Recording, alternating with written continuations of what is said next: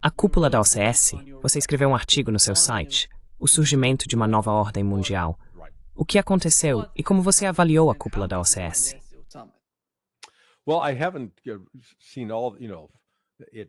Bem, eu não vi tudo. Sabe, terminou durante a noite enquanto eu estava dormindo, então não tinha alguém ali me contando tudo. Na verdade, o mais engraçado foi aquela foto que mostrei do encontro do Modi com o Putin e o Xi. Teve um momento em que eles estavam rindo, e agora estão surgindo vários memes na internet deles rindo.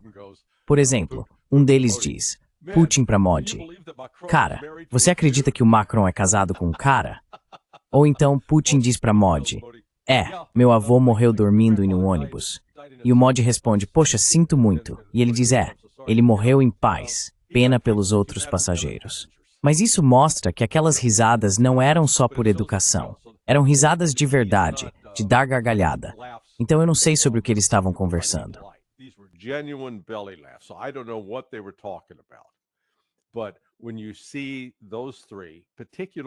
Mas quando você vê aqueles três, especialmente Índia e China, rindo juntos, isso é uma boa notícia, porque antes eles estavam se preparando para lançar armas nucleares um contra o outro. As tensões que existiam entre esses dois países há vários anos eram algo que os Estados Unidos tentavam explorar com alegria. E agora os Estados Unidos se encontram de fora, apenas observando. A SCO originalmente era uma reunião da China com as ex-repúblicas soviéticas. Principalmente, elas eram o corpo principal. Mas agora outros estão sendo convidados. Os que achei fascinantes que apareceram, ou os três, foram Turquia, Armênia e Azerbaijão. E enquanto o Azerbaijão está na SCO, a Rússia acabou de explodir um dos navios deles que estava transportando armas para a Ucrânia.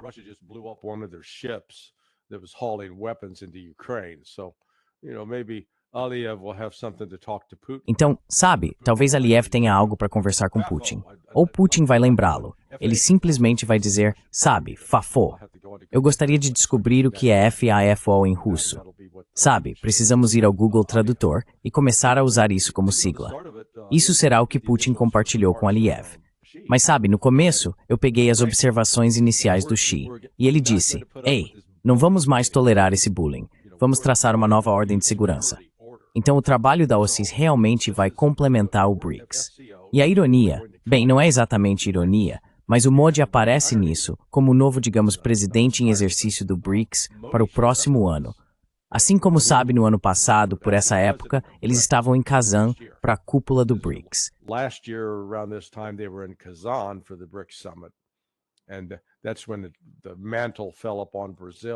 E foi aí que o manto caiu sobre o Brasil, e ficamos preocupados. Poxa, o Brasil vai deixar a peteca cair nisso. E eles quase deixaram. Mas agora Modi entra com apoio fundamental tanto dos outros países do BRICS quanto de todas as nações da SCO, porque eles estão em confronto e embate com os Estados Unidos. E esses conselheiros idiotas ao redor do Trump, especialmente Peter Navarro, pena que não mantiveram na cadeia, estão convencidos de que vão dizer à Índia o que fazer, porque tudo isso é para prejudicar a Rússia. E esses países, eles já se cansaram. Então, estão se unindo justamente quando os Estados Unidos, sua política externa sobre Trump, é quantas pessoas podemos irritar hoje, quem podemos alienar. É uma loucura. Who can we alienate? It's crazy. What's amazing, Larry, O que é impressionante, Larry, é que 2 dias atrás eu conversei com você sobre esse artigo no Político. Havia um artigo argumentando que nos próximos 5 anos, uma das escaladas que poderia acontecer seria entre China e Índia. Pois é, eu sei.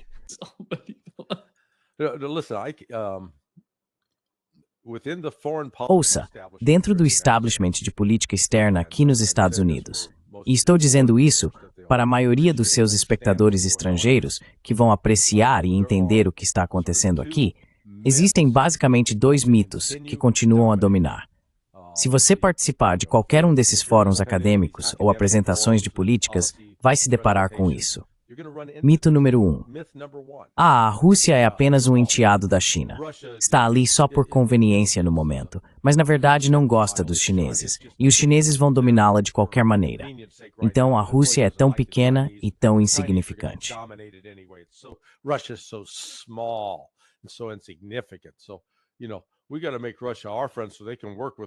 Então veja, precisamos fazer da Rússia nossa amiga para que eles possam trabalhar conosco e assim possamos derrotar a China. Elbridge Colby, o segundo no comando do Departamento de Defesa, escreveu extensivamente sobre isso. A. Wes Mitchell fez um artigo sobre o qual já falamos antes, publicado na The National Interest, nessa mesma linha. A Rand Corporation, em 2019, detalhou como separar a Rússia da China. E o que a combinação de Joe Biden e Donald Trump conseguiu foi unir China e Rússia em uma relação que é histórica. Histórica porque em nenhum momento da longa história de ambos os países.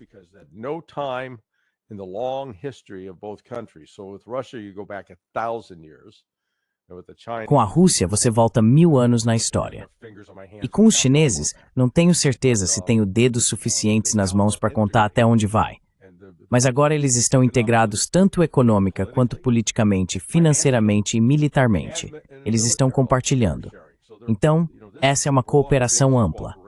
E agora nas escolas russas, por exemplo, espera-se que as crianças aprendam a falar chinês.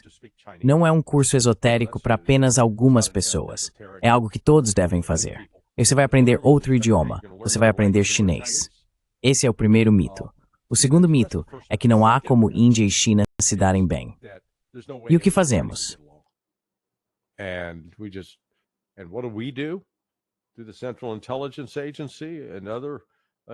A Agência Central de Inteligência e outras organizações de inteligência fazem tudo ao seu alcance para tentar exacerbar ou acender esse confronto. Sabe, qualquer coisa que possamos fazer para provocar a separação desses dois, melhor ainda. Não queremos que eles trabalhem juntos. Deus, eles poderiam fazer algo benéfico para o mundo. Não podemos permitir isso. Mas esses são conceitos sobre os quais as pessoas sentam e conversam nesses fóruns abertos e nos programas de notícias a cabo. Tipo, sabe, na verdade... Mas quando eu vou dizer, bem, não vão me deixar entrar. Mas se eu pudesse ir lá e dizer o que estou dizendo, cara, iam me tratar como se eu tivesse lepra.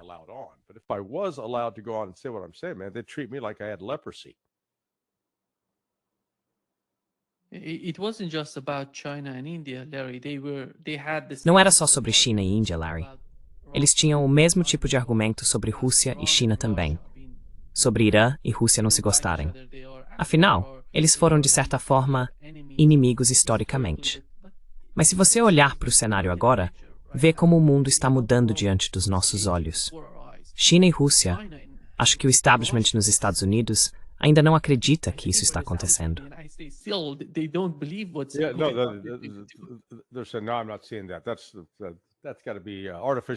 Não estou dizendo isso. Isso deve ser inteligência artificial. Mas veja, não é só que eles estão se encontrando e conversando, eles também estão agindo. Então, quando a China compra petróleo russo, 10 anos atrás, quando isso acontecia, e não era nas quantidades que é hoje, se a China quisesse comprar petróleo russo, teria que pegar o RMB chinês, ir ao mercado financeiro internacional e comprar dólares. Depois, pagariam com esses dólares. Os dólares seriam transferidos para a Rússia via SWIFT e depositados em uma conta russa. Isso não está acontecendo hoje. Eles estão comprando esses dólares, então a demanda pelo dólar está caindo. Agora, não é tão dramático a ponto de ter caído 20% ou 30%. So dramatic that it's dropped 20 or 30%. But you know what? It is like Mas sabe de uma coisa? É como as águas de uma enchente derrubando um muro. Elas correm por fora desse muro. Primeiro, um pedaço de concreto se solta, depois outro pedaço. Assim, os pedaços começam a se soltar, e não parece algo sério, até que de repente chega um ponto em que a integridade estrutural desse muro é comprometida, e bum, ele desaba.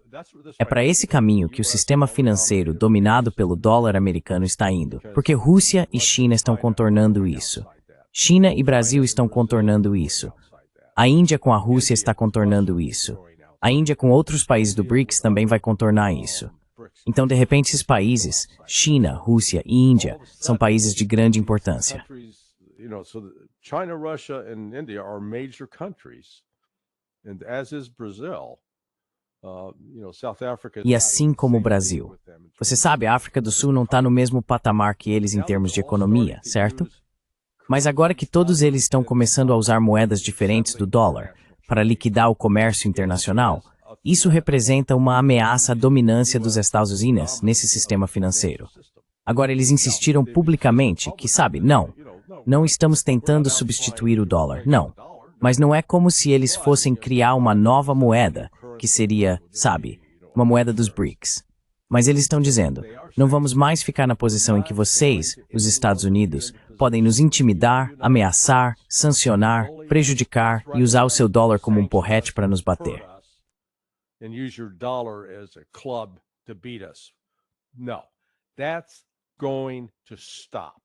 Não, isso vai acabar.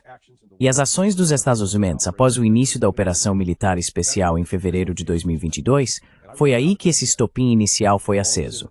Eu escrevi sobre isso naquela época. E de repente, o fogo se espalhou. Está crescendo. E vai chegar um momento, não sei se será no ano que vem ou em 5 anos, em que os Estados não estarão mais no topo, controlando tudo isso. Nesse ponto, vamos ter que mudar a forma como agimos e como interagimos com outros países. Vamos tratá-los com respeito e como iguais, ou vamos continuar com nossa nova forma de neocolonialismo e tentar dominá-los?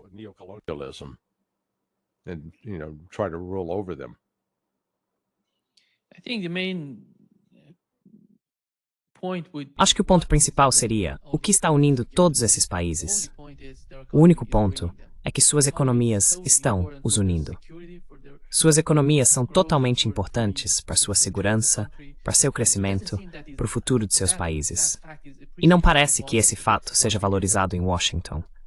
Porque não se pode imaginar a China sem a energia vinda da Rússia e do Irã. Não se pode imaginar a Rússia sem a ajuda dos BRICS, porque sabemos o quanto os BRICS foram importantes na luta na Ucrânia. Eles quiseram pressionar a Rússia, esmagar a Rússia, simplesmente destruir a Rússia. Mas os BRICS não seguiram esse plano. A Índia disse não ao governo Biden, não ao governo Trump.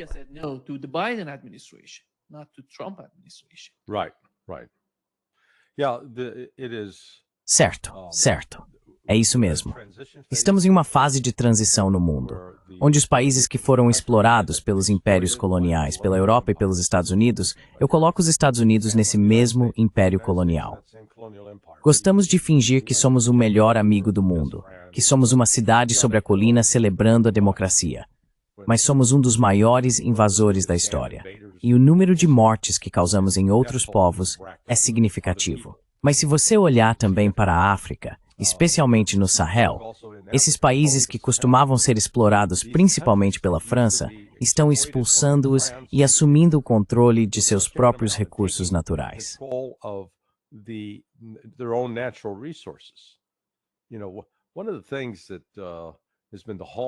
Sabe, uma das características marcantes do Ocidente tem sido entrar num país, vamos investir aqui com vocês, só vamos dizer, vamos ajudar com essa mina de ouro. Mas então, vamos passar isso para o nosso nome. E de repente, nesses países, você não vê o desenvolvimento de infraestrutura.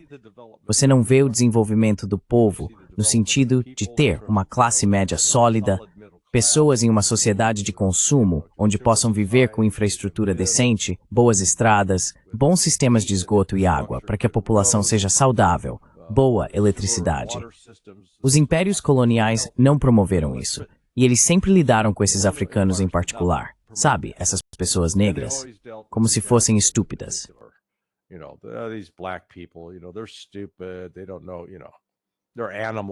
Eles não sabem, sabe, eles são animais. Bem, eles já tiveram o suficiente. E agora eles estão reconhecendo, sabe de uma coisa, nós vamos tomar o controle desses recursos e usá-los para o nosso povo. Agora, existem alguns líderes que são corruptos e vão se aproveitar para benefício próprio? Sim, absolutamente. Absolutamente. Isso existe aqui nos Estados Unidos. Então, sabe, não estamos em posição de sair por aí apontando para os outros e dando lição de moral. Vocês precisam se corrigir e serem como nós. Você quer dizer como todos os presidentes que entraram no cargo sem serem multimilionários e quando saem do cargo são multimilionários?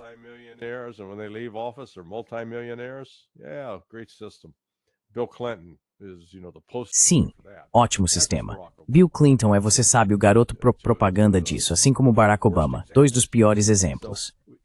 Então, sabe, temos corrupção deste lado do corredor, mas estamos sempre dando lição de moral em outros países. Agora, eles estão começando a se afastar disso. Eu não ficaria surpreso se fosse criado um sistema alternativo às Nações Unidas ou se houver uma confrontação em relação às Nações Unidas. Não há motivo algum para que França e Inglaterra ocupem 2 dos assentos mais importantes no Conselho de Segurança da ONU, onde podem vetar qualquer coisa. França e Inglaterra, ou Reino Unido, são países irrelevantes.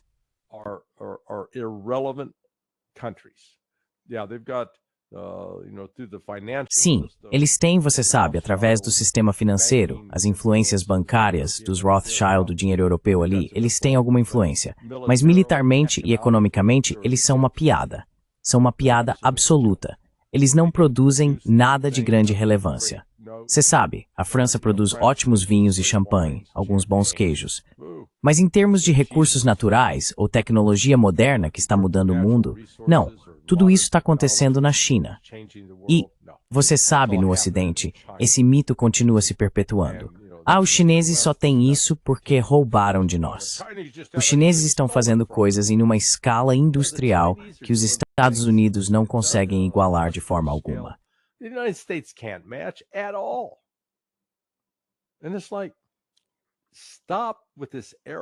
E é tipo, chega dessa arrogância de achar, bem, somos americanos, somos os melhores de todos.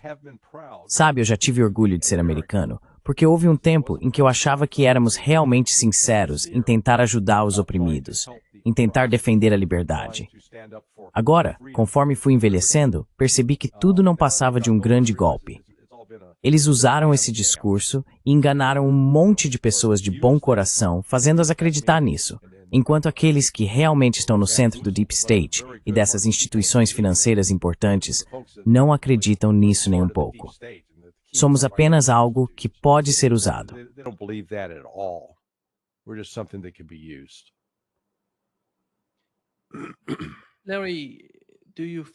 Larry, você acha que a China... Qual era o principal objetivo da China? Qual era o principal objetivo da China ao se comunicar? Porque eles convidaram a Armênia. De certa forma, foi surpreendente para mim ver a Armênia e o Azerbaijão lá. Você acha que eles estão tendo algum tipo de discussão honesta e sincera sobre a região?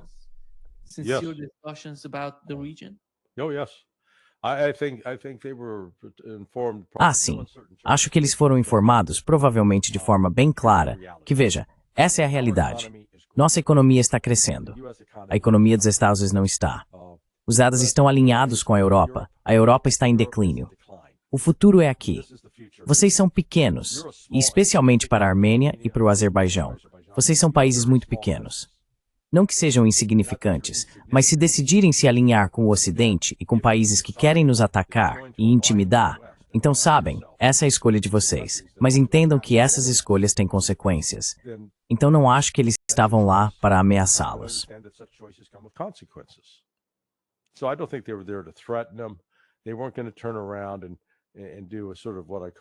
Eles não iam simplesmente virar e fazer o que eu chamo de, sabe, tirar a máscara, fingir que estão vestidos como chineses, mas na verdade estão agindo como os Estados Unidos.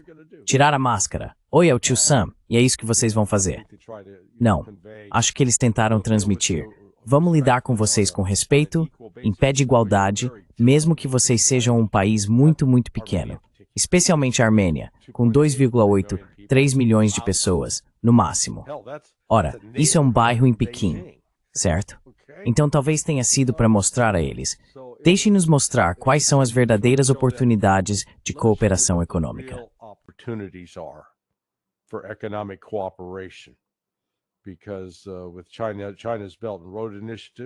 Porque com a iniciativa do Cinturão e Rota da China, eles estão colocando o dinheiro onde a boca está e realmente estão ajudando outros países a desenvolver infraestrutura. Sim, bem, com os chineses você pode usar essa infraestrutura e ajudar a China, com certeza. E os chineses, eles são, sabe, eu adoro isso deste lado do mundo. Ah, eles são implacáveis em controlar cadeias de suprimentos. Não, eles são inteligentes. Não são idiotas como nós temos sido, certo?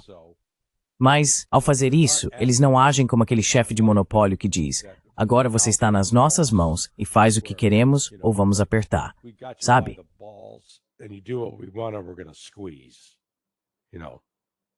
Donald Trump Donald Trump, isso não tem a ver com política de segurança nacional. Isso não tem a ver com política externa. Isso tem a ver com política interna.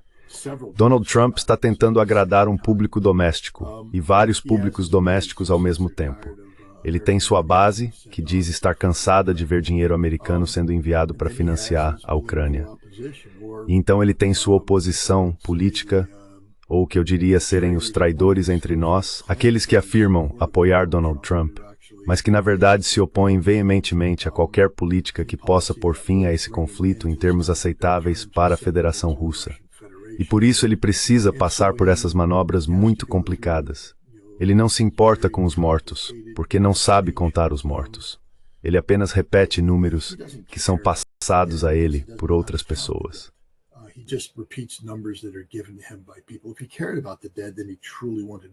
Se ele se importasse com os mortos, então ele realmente gostaria de saber qual é a realidade e entender por que a realidade importa. Ele vive num mundo de fantasia, onde a Rússia está perdendo mais soldados do que a Ucrânia, onde os ucranianos estão perdendo soldados em um ritmo sustentável, o que significa que a Ucrânia tem potencial para continuar esse conflito. Segundo os números dele, a Rússia não consegue sustentar isso. Portanto, o conceito de continuar essa guerra para pressionar a Rússia parece fazer sentido para ele. Mas a verdade é que agora sabemos que 1,7 milhão de ucranianos estão mortos ou desaparecidos. Acho que há algumas centenas de milhares desses que podem estar desaparecidos, mas provavelmente estão mortos. Esse número vai aumentar, porque de acordo com os mesmos dados vazados do Ministério da Defesa da Ucrânia, 625 mil desapareceram, sim, só deste ano.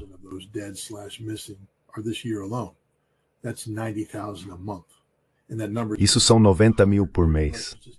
E esse número está aumentando porque a Rússia está simplesmente dominando. Então isso significa que a cada mês, outros 90 mil, em breve 100 mil ucranianos estão morrendo ou desaparecendo. Esses são números grandes. Se Trump se importasse com a Ucrânia, ele diria que precisamos acabar com essa guerra, porque esses números só vão piorar. Os números da Rússia são grandes, mas não tão grandes assim. Agora estima-se que a Rússia perde um morto para cada 10, 13 ou 15 ucranianos mortos. Então os números russos são bem menores do que os ucranianos. Ainda assim são números grandes. Quero dizer, não estou dizendo que a Rússia está tendo vida fácil aqui. Isso é uma luta difícil. É um dos combates de maior intensidade vistos desde a Segunda Guerra Mundial.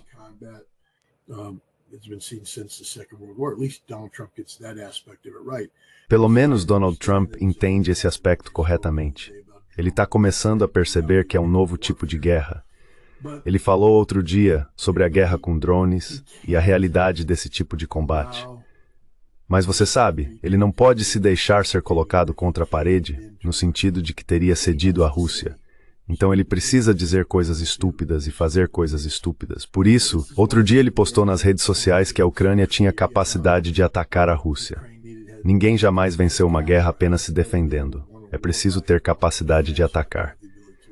Ele juntou isso a um anúncio de que os Estados Unidos, de acordo com uma reportagem do Wall Street Journal, iriam vender cerca de 3 mil armas de longo alcance, mísseis Ataque-MS, ou não sei o que o A significa, para a Ucrânia.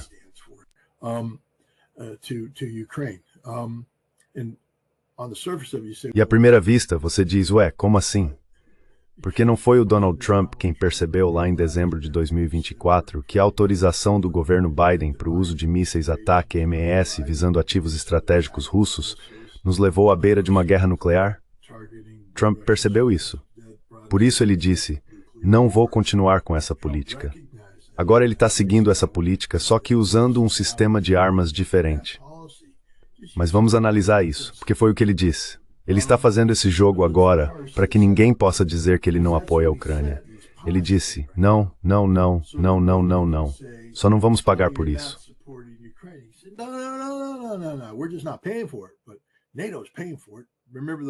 Mas a OTAN está pagando por isso. Lembra daqueles 10 sistemas Patriot que eles iam fornecer? O complemento completo? Quero dizer, adoro esse termo, complemento completo. É tão reconfortante. Faz você se sentir realmente bem, seguro e protegido. E agora, pelo que parece, também vamos fornecer o complemento completo de mísseis ARAM, mas esses sistemas Patriot nunca serão entregues à Ucrânia. Primeiro de tudo, eles precisam ser produzidos. Você tem que entrar na fila. Tem muita gente que comprou sistemas Space Patriot. Israel usou um monte deles e precisa de reposição. Os Estados Unidos não têm mais nenhum disponível. Precisamos reforçar nas próprias forças.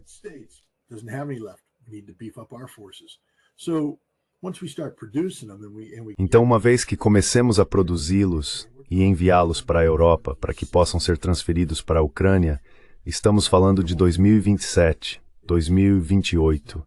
Não haverá mais Ucrânia até lá. Não vai durar muito mais tempo. O Aeron é um sistema concebido em 2023. Ele não existia. Na verdade, ele não existe. Quero dizer, eles passaram 2 anos desenvolvendo-o. Acho que pode ter passado pelo seu último teste, mas ainda não está em produção em série. Isso significa que se você está construindo, está fazendo unidades únicas para fins de teste, eles ainda não foram projetados para serem entregues à Ucrânia.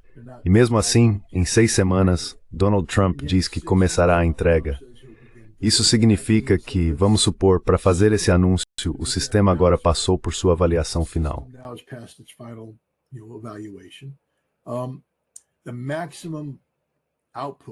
A produção máxima que os Estados Unidos conseguirão, com tudo funcionando a todo vapor, é de 1.000 mísseis por ano. Isso significa que para alcançar o que Donald Trump está propondo, estamos olhando para pelo menos 3 anos e meio até que esse contingente completo esteja disponível. Mas alguns mísseis podem ser entregues, um punhado, talvez uma dúzia, para começar. Mas aí vem o detalhe. A Ucrânia não pode usar esses mísseis sem a permissão dos Estados Unidos. Só os Estados Unidos podem designar os alvos.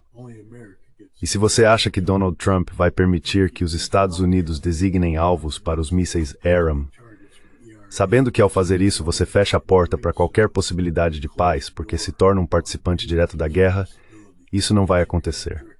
Tudo é adiado por 6 meses.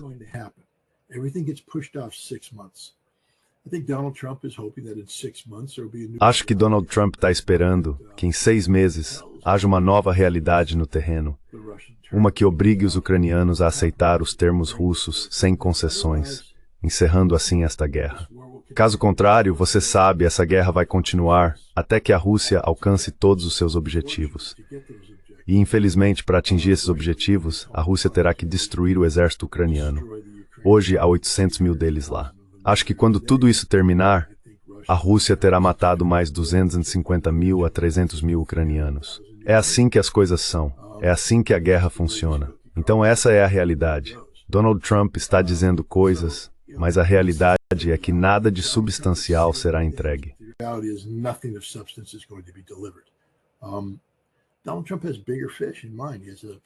Donald Trump tem objetivos maiores em mente. Ele está tentando reviver um tratado estratégico nuclear com os russos. Ele está tentando criar, você sabe, empreendimentos conjuntos lucrativos, exploração e aproveitamento conjunto do Ártico. Acho que foi a Chevron que basicamente acabou de receber sinal verde para voltar à indústria petrolífera russa. Trump disse, sim, somos favoráveis a isso. São bilhões de dólares. E depois da Chevron, outras gigantes americanas de energia vão voltar ao mercado russo. É com isso que Donald Trump se importa. Ele não se importa com a Ucrânia.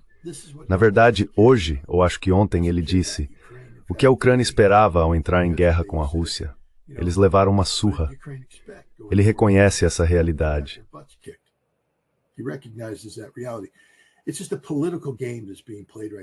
É apenas um jogo político que está sendo jogado agora porque há uma enorme oposição dentro dos Estados Unidos, na Europa, e uma conivência entre a Europa e os Estados Unidos para impedir que Donald Trump tenha melhores relações com a Rússia. Infelizmente, essas pessoas que se opõem a melhores relações com a Rússia estão dispostas a sacrificar a Ucrânia para alcançar seu objetivo. E quando digo sacrificar, quero dizer literalmente sacrificar a Ucrânia. Eles irão destruir o poder da Ucrânia. Em breve, na transa, estão jovens de 18 anos para a lista da lente. E quando isso acontecer, acabou.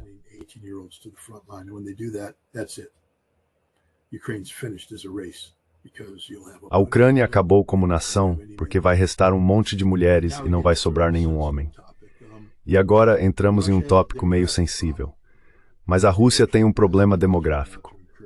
Você vê a Rússia aprovando leis agora para incentivar a natalidade entre o povo russo, porque eles têm uma população em declínio.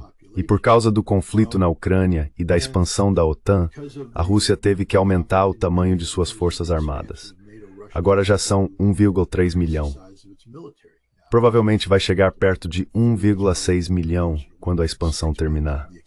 1,6 milhão de pessoas armadas. E isso tira pessoas da força de trabalho. Então você vê a Rússia agora discutindo: ei, será que podemos trazer indianos, podemos trazer estrangeiros para a nossa força de trabalho?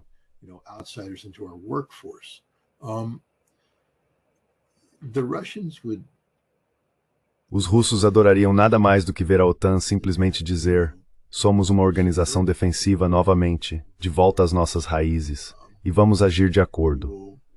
Acho que você veria a Rússia começar a reduzir rapidamente o tamanho de suas forças armadas, porque assim poderia pegar esse contingente e colocá-lo de volta na força de trabalho, uma força de trabalho que seria bem remunerada. O que acontece quando você tem uma força de trabalho bem paga? Eles se casam. Sabe, dê dinheiro para um cara, ele encontra uma moça bonita e de repente tem uma casa e filhos. É disso que os russos precisam. Eles têm esses grandes valores familiares. Mas é difícil criar uma família se você está nas Forças Armadas. Não é o melhor lugar do mundo uma família.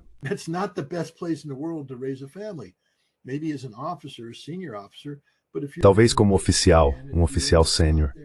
Mas se você é um soldado, se está lá nas fileiras, não, isso é extremamente perturbador. E os russos estão se afastando de um sistema de conscrição para um sistema de contrato. Então estamos falando de contratos de longo prazo, o que chamamos de alistamento aqui nos Estados Unidos. Mas novamente, você vai estar envolvido em se preparar para a guerra ou treinar para a guerra. Você não está em casa criando uma família. Você não está produzindo nada. Então qualquer um que diga não, os russos realmente querem fortalecer suas forças armadas, eles realmente querem, não entende a Rússia. Não é isso que a Rússia quer de jeito nenhum.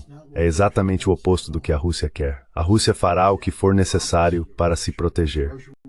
Não há dúvida quanto a isso.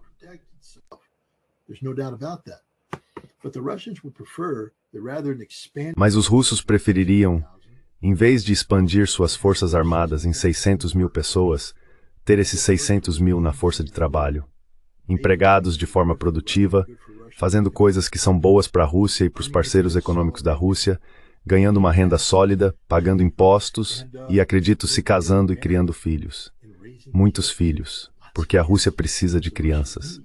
Toda essa questão de guerra, essa postura de guerra, não é boa para a saúde de uma nação. Não só para a saúde econômica, mas também para a saúde demográfica. A Europa está enfrentando esse problema. Você vê taxas de natalidade em declínio em todos os lugares.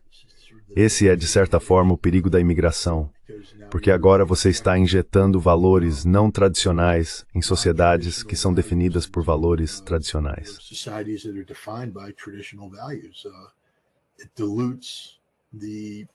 Isso dilui o caráter único das nações. A Rússia passou 25 anos reconstruindo o que significa ser russo.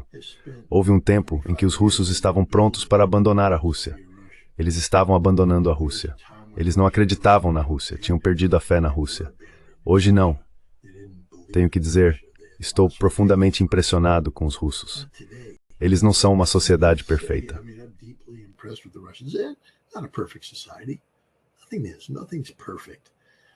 Nada é perfeito. Mas eles são muito bons. Quero dizer, essas são pessoas que, em geral, estão felizes com quem são. Felizes onde estão. As coisas poderiam ser melhores? Claro. Eles estão trabalhando para melhorar? Sim. Mas sabe, os russos gostam de ser russos. Eles têm orgulho de ser russos. E eles têm muitos motivos para se orgulhar. Acho que a Rússia gostaria que os europeus também tivessem orgulho de quem são. Os russos não, sabe? Não me julgam por ser um americano orgulhoso. Quer dizer, alguns ficam intrigados e perguntam, bem, do que você tem orgulho? E eu, digo, bem, do potencial. Acho que a América tem mais potencial do que qualquer outro lugar do mundo, porque não estamos presos à nossa história. Nós, vivemos em uma prisão de ideias. E se conseguíssemos realmente viver de acordo com essas ideias e ideais, poderíamos ser muito legais.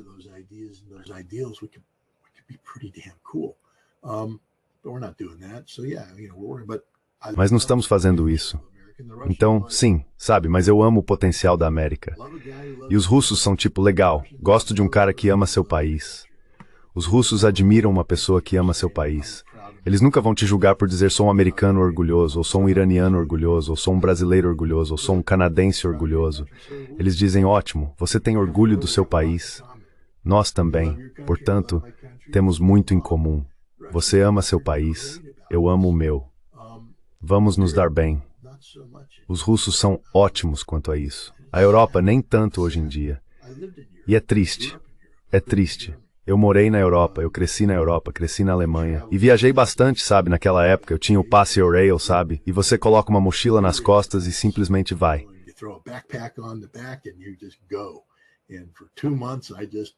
E por 2 meses, basicamente, peguei trens, acampei e conheci toda a Europa.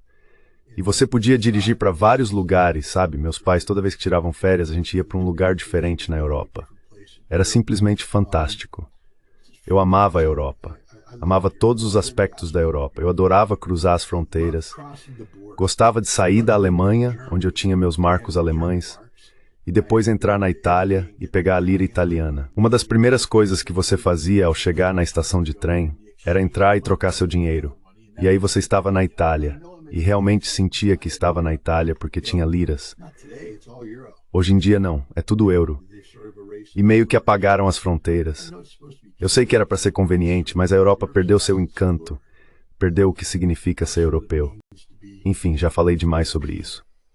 Anyways, I babbled on too far about that.